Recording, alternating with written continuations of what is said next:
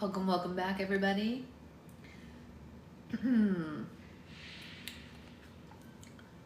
Welcome. Yeah. Big sigh. Big sigh. Yeah. Oh, that was the saddest little sound. Don't be sad. You're sleepy.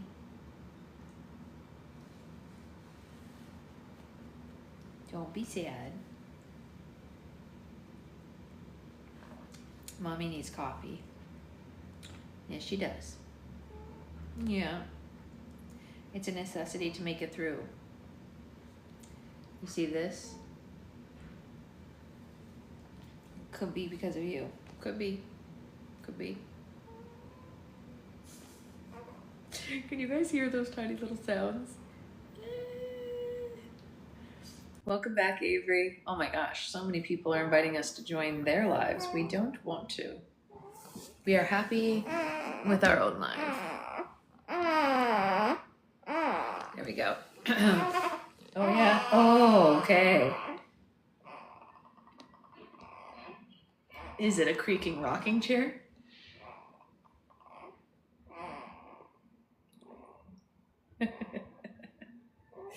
Yeah. All right, so we got the next book downloaded. I don't know why the live still says Once and Future Witches. I tried to change it, but it obviously did not take the change. My 3-year-old said, oh no, the baby, yeah, she's fine. Don't worry, sweetheart. The baby's fine. She just makes silly sounds. So don't worry. She's not hurt or anything. She just makes silly sounds when she sleeps. And she only makes these sounds when she sleeps, which is funny. She's smiling now. So she must be having a good dream, right? Yeah, must be. Must be having a good dream.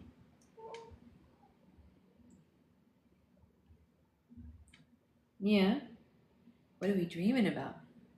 I would be happy to help you, Amanda, to the best of my ability. I'm not like the best at it or anything, but like I can try. Hey, Liz. So the book that we are starting now is Princess in Waiting. It is book 4 in this series. I know, Liz, she is. She's teeny tiny precious baby. So we are on book 4 in Mia's journey. As you all know, there are 13 of them, but we're reading them interspersed with other books. So we finished the Once and Future Witches, and now we are jumping back into Princess Diaries for at least one book, and then we have more other books to read. Princess in Waiting. My 3-year-old also made the sounds as now a sleep talker. You know, I think she's going to be an everything talker too, right? I'm totally with you. Yes, I think so. Okay. Epigraph. Here we go. So again, this is book 4, The Princess Diaries, Princess in Waiting. Epigraph.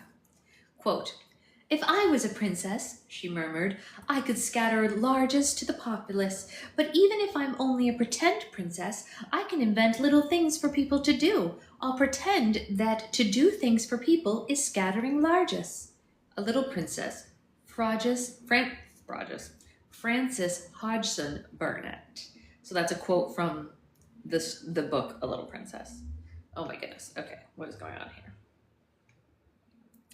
Here we go. Thursday, January 1st, midnight, Royal Genovian Bedchamber. Oh, we're in Genovia, remember? At the end of the last book, she was flying to Genovia to meet all the people, and now she's there. My New Year's resolutions by Princess Amelia Mionette Grimaldi Thermopolis Ronaldo, age 14 and 8 months.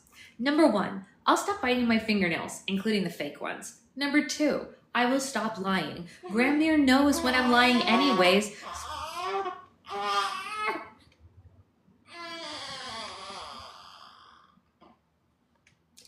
Gramir knows when I'm lying anyways, thanks to my traitorous nostrils, which flare every time I tell a fib. So it's not like there's even any point in telling the truth or trying to be less than truthful.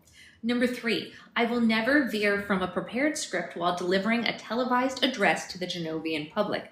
Number 4, I will stop accidentally saying merde in front of the ladies in waiting. Number 5, I will Stop asking Francois, my Genovian bodyguard, to teach me French swear words. He's not going to anyway. Number 6, I will apologize to the Genovian Olive Growers Association for that thing with the pits.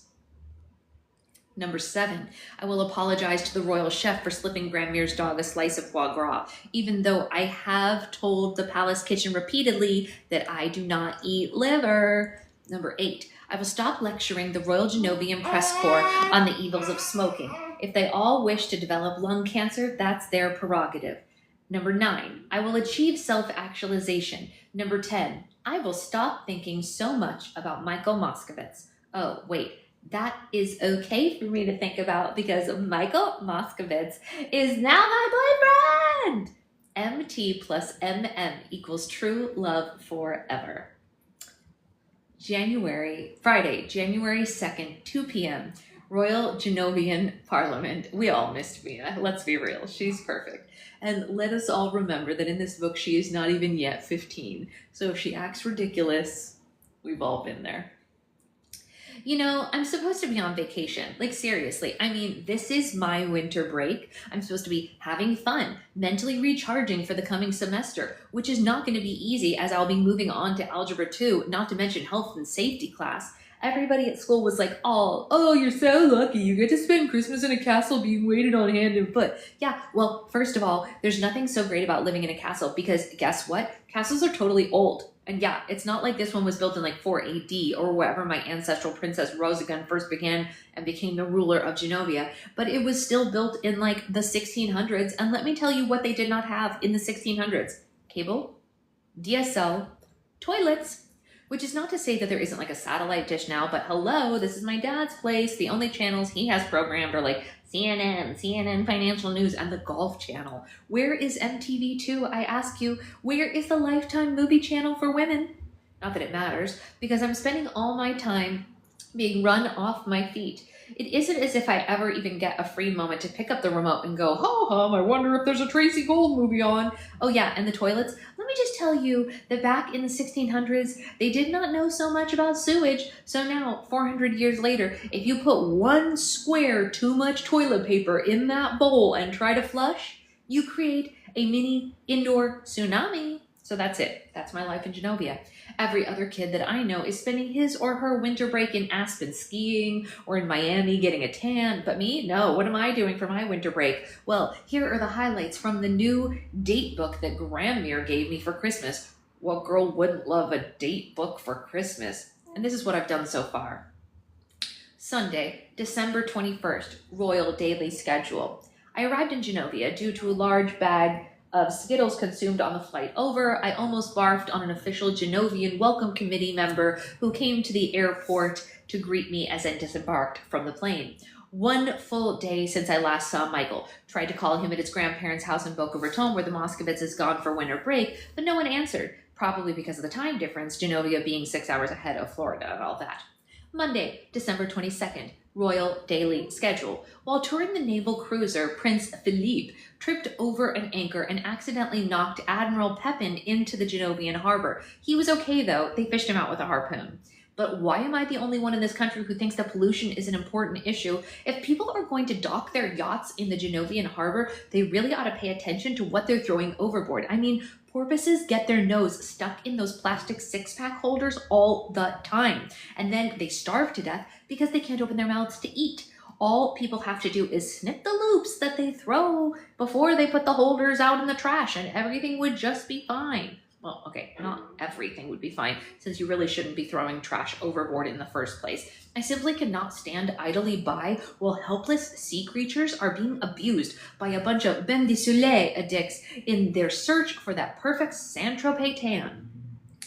2 days since I last saw Michael. Tried calling him twice today. First time, no answer. Second time, Michael's grandmother answered, and she said that I had just missed him, and that Michael had gone to the pharmacy to pick up his grandfather's prescription foot powder. That's so like him. He's always thinking of others before himself.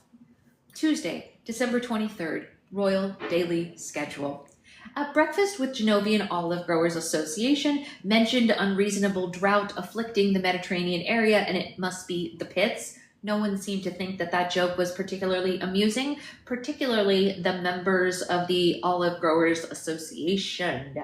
3 days since I last saw Michael. No time to call him due to the pit controversy.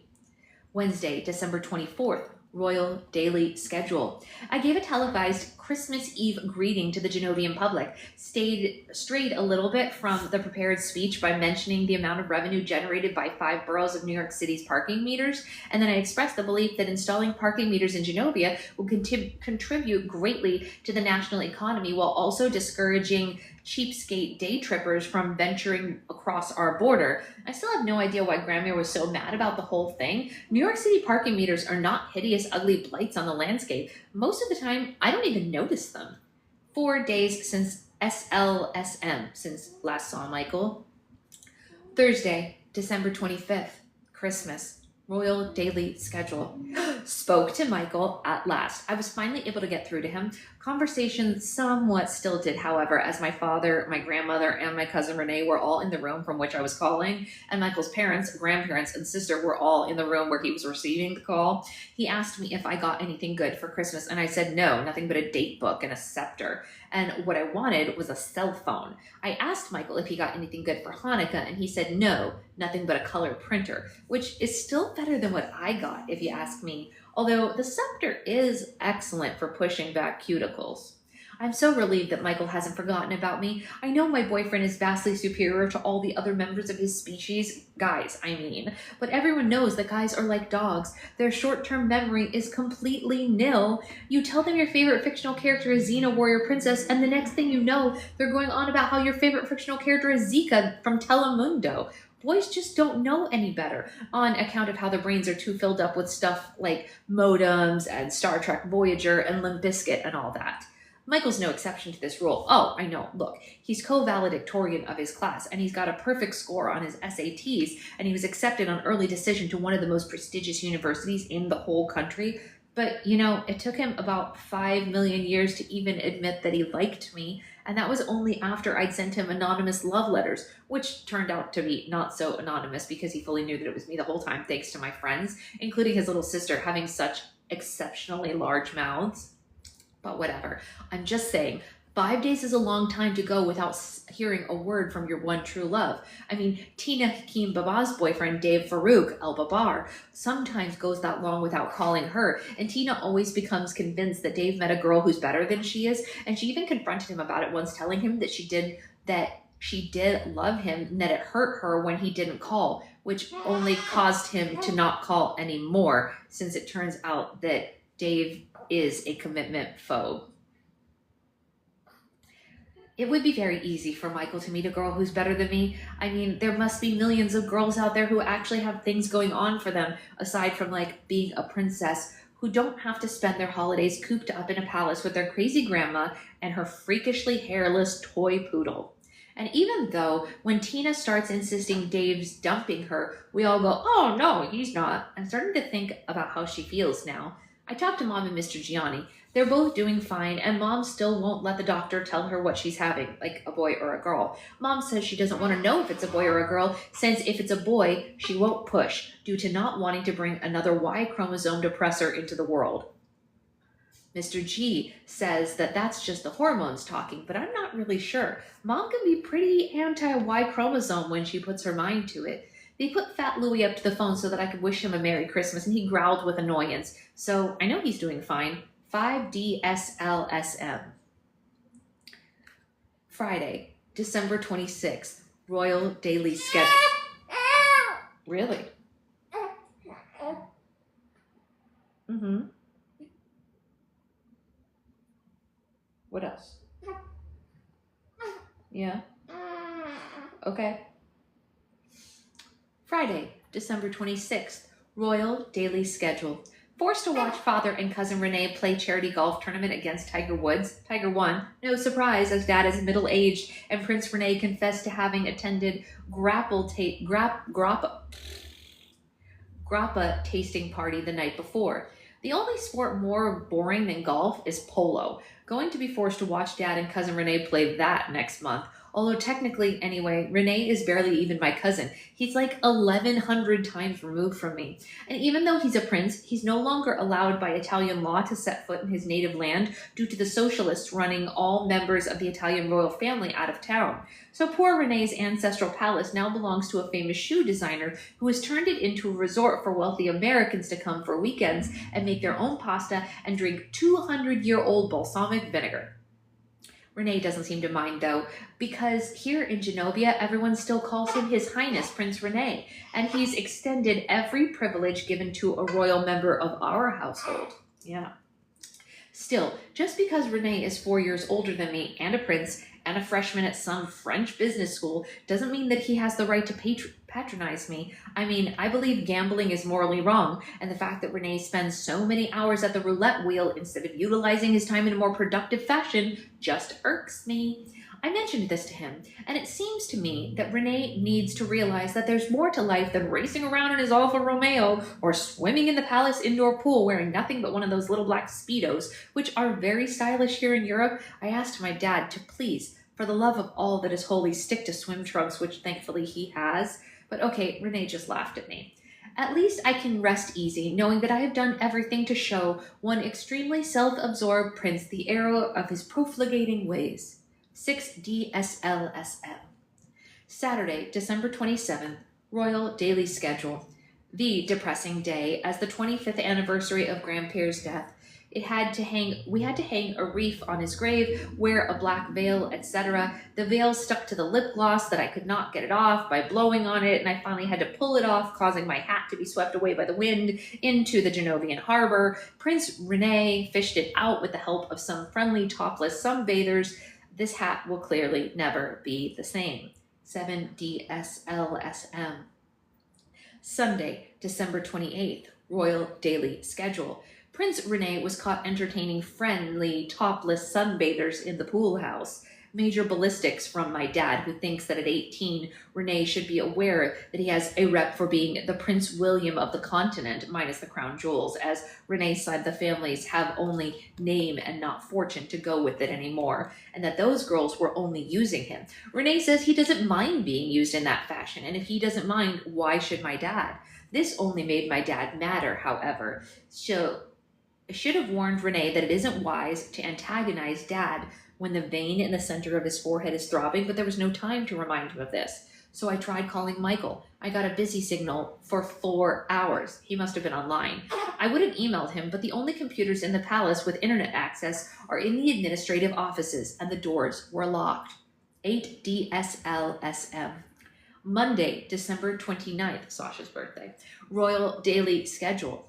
Met with Genovian casino operators, was discouraged by their insistence on maintaining valet parking for their patrons, explained the substantial increase in revenue generated by parking meters, but was rebuffed. I asked Dad for my own key to the administrative offices so that I could email Michael whenever I want, but he rebuffed me too, due to Rene having been caught in the administrative offices last week, photocopying his nether region. I assured Dad that I would never do something that asinine, not being a homeless, Speedo-wearing prince filled with testosterone, but the argument clearly fell on deaf ears. 9 days since I last saw Michael, and I think I am going insane. Tuesday, December 30th, Royal Daily Schedule. Message from Michael via the palace operator on the phone. He says, "Miss you, we'll try to call at bonne nuit." I asked the palace operator if they're sure that's what Michael said. What's wrong? Are you sad that she hasn't seen Michael? Yeah. I know. What's wrong, sweet girl? Yeah. I love you. Just stay sleepies. I asked the palace operators if they're sure that's what Michael said, and they insisted it was, except this message makes no sense, since bonne nuit means good night, and that's not a time. Possibly there's a word in Klingon that sounds like bonne nuit. Bless you. Oh, yeah.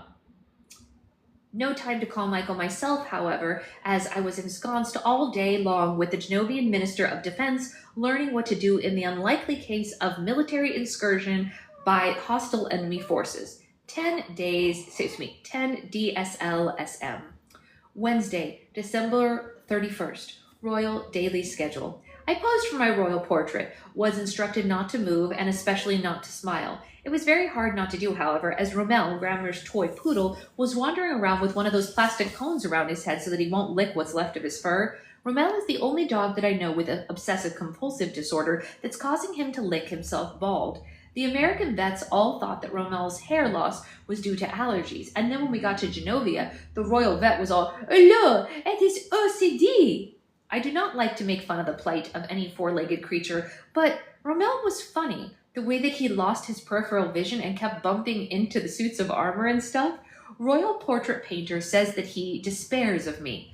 Let me out early to attend the palace New Year's Eve party, and honestly that was a big letdown, due to not having Michael there to kiss at midnight. I tried calling him, but the Moskowitzes must have been out at like the beach or a pool party or something because nobody answered the phone.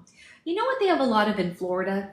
Beaches and pool parties. You know who goes to beaches and pool parties? Yeah, girls in bikinis, like the ones from the movie Blue Crush, like Kate Bosworth, who had that one blue eye and one brown eye and the tiny shorts. Yeah, that one. How is anyone supposed to compete against a surfer girl with one blue eye and one brown eye? I would like to know that. Renee tried to kiss me at midnight, but I told him to go kiss Granmere instead.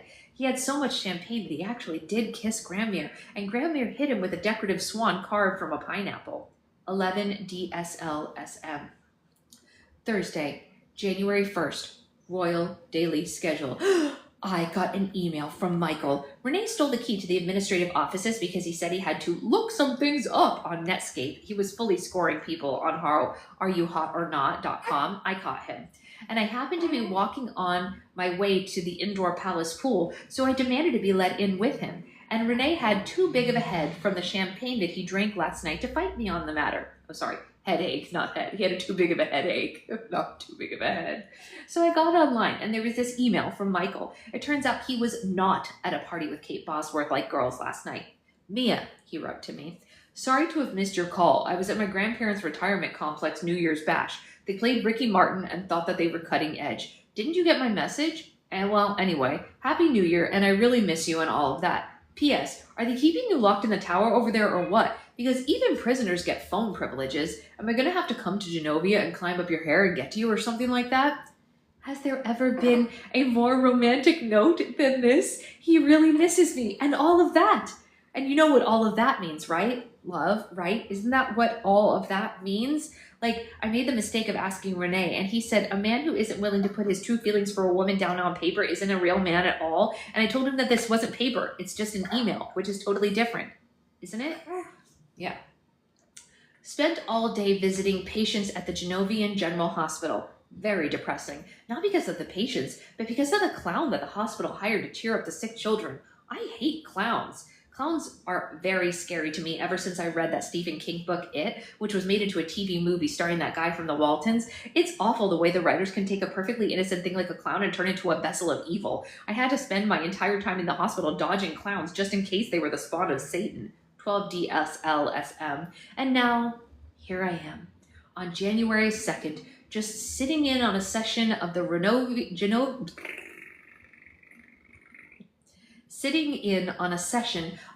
Genovian Parliament, pretending to be paying attention while these really old guys in wigs go on and on about parking, which I realize is fully my own fault. I mean, if I had never opened my mouth about the whole parking meter thing in the first place, none of this would even be happening. But how could they not know that if we don't charge for parking, it will just encourage more people to drive over the French and Italian borders instead of taking the train, clogging up Genovia's already very busy streets and causing yet more strain on our already deteriorating infrastructure? And I guess I should just be flattered that they're taking my suggestions so seriously. I mean, yeah, like I am the Princess of Genovia, but like, what do I know? Just because I'm of royal birth and happen to be in the gifted and talented program at Albert Einstein High School does not mean that I'm actually gifted or talented. In fact, the opposite is true. I'm clearly not gifted, being just average in about every category you could possibly name, with the exception of like foot size, which I'm somewhere like over endowed in. and I have no talents to speak of. In fact, I was just put in the gifted and talented class only because I was flunking algebra and everyone decided that I needed an extra period in which to study. So if you really think about it, it's very kind of the members of the Genovian Parliament to even listen to anything that I have to say. But I can't really feel very grateful to them, considering that every moment I spend here is another moment that I'm forced to spend away from my one true love. I mean, it's been 13 days and 18 hours since I last saw Michael. That's nearly 2 weeks. And during that entire time, I've only spoken to him once by phone due to the time difference between here and the US, and that is unfair and entirely unrealistic schedule of duties. And I mean, where in my grueling schedule am I supposed to find time to call my boyfriend? Like where? Honestly, I'm telling you, it's enough to make even a nearly 15-year-old girl just weep by the way the fates are working against Michael and me. I've not even had time to shop for his birthday, which is in just 3 days. I've only been his girlfriend for 13 days and I'm already letting him down. Well, he'll just have to get in line. According to Gramir, who should know, I'm letting everyone down. Michael, the Genovian people, my dad, her, you name it. I really don't get it. I mean, they're only parking meters for crying out loud. 13 days, 19 hours since I last saw Michael. She's ridiculous, you guys. She's utterly ridiculous. I love her so much. Mia's ridiculous, sweet girl. Mia's ridiculous. Are you going to be ridiculous when you're 14? Probably. Was Mommy ridiculous when she was 14? Yes. Yes. Mommy was ridiculous too. Were all the book club ladies also ridiculous? Yes. Are all 14-year-olds ridiculous? Yes. Yeah. You know what else I think? You're probably ridiculous even when you're 14 months. Yes. It was fun. It's always fun to have a little palate cleanser with Mia, right? I love a little Mia palate cleanser. All right, well, we had a wild day today because we finished one book and started another. We're going to go to the farmer's market. I'm out the door. Okay, see you later with the puppy. Me saying, yes, my niece is going to be 14 this year. Oh, yeah, she's ridiculous. I'm probably going to be on later to do slime. I already made a bottle for her dad to give her while we do the slime live, so we won't have to worry about her getting hungry during the live, which is great. Oh, you're totally fine, right? You have to fold laundry. I completely understand. We all have to do it. So I will see you all probably in the mid-afternoon since Secret Husband, the baby is just over 1 month old. She was born on January 25th. So she's just barely over 1 month, like 1 month and 4 days. Yeah. Because today's March 1st, right? Yeah. So she should be 1 month and 4 days. And easing into it. Yes, I'm definitely easing into it. But the fun thing is that her dad doesn't have any meetings today, so she can sit with him and take a bottle if she gets hungry while we make some more slime, which is great. Some orders will probably go to the post office today, which is also great. And I think that's the whole kit and caboodle. Are we gonna go to the farmer's market? You know what we did yesterday for the first time? We rode in our stroller for more than 3 minutes and didn't cry. Yeah, we like the stroller now. We can take the stroller to the farmer's market. Yes, Mommy figured out a way to make it comfy for us. Yes. Yes. Okay. Let's go to the farmer's market and get fruit. Yes. Okay. All right, I'll see you guys later. Bye, guys. Oops. I don't know why.